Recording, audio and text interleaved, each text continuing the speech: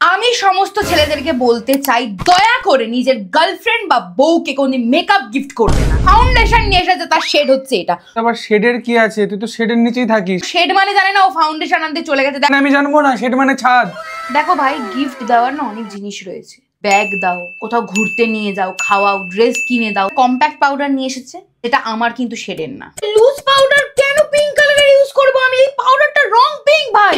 3খানা mascara নিয়ে এসেছে ভাই ও আমার জন্য, 3খানা। এখন আমি 3খানা মাস্কারা নিয়ে কি করব? একটা মাস্কারা, একটা লাইনার, একটা কাজল নিয়ে আসতে পারতি, তাহলে আমার আই সেকশনটা কমপ্লিট হয়ে যেত। তোকে কিছু রঙের দোকান থেকে একটা ব্রাশ কিনে। তো ব্রাশ কোথায় পাওয়া যায়? মেকআপ ব্রাশ আলাদা হয়। তুই যেটা জানিস না সেটা কেনই আছিস আমার জন্য? এমন সারপ্রাইজ দেওয়ার মানেটা কি, যেটার পর আমি নিজে ডিপ্রেশনে চলে যাবো?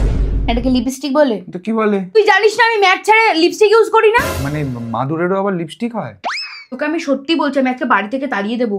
আমরা সবকিছু নিয়ে ছেলে খেলা সহ্য করতে পারি, মেকআপ নিয়ে করতে পারি না বস। গার্লফ্রেন্ড বা বউকে টাকা দিয়ে দিন, তারা স্বাচ্ছন্দ্যে নিজের মতো করে মেকআপ কিনে নেবে।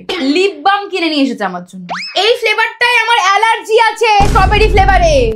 আমার এক্ষুনি ঠোঁট ফুলে লাল হয়ে যাবে। স্ট্রবেরি ফ্লেভারে আমার অ্যালার্জি। তুই আমাকে মেরে ফেলতে চাস? সঙ্গে ঘর করতে করতে একদিন আমি মরেই যাবো। আমার জীবনটাই নরক হয়ে গেছে।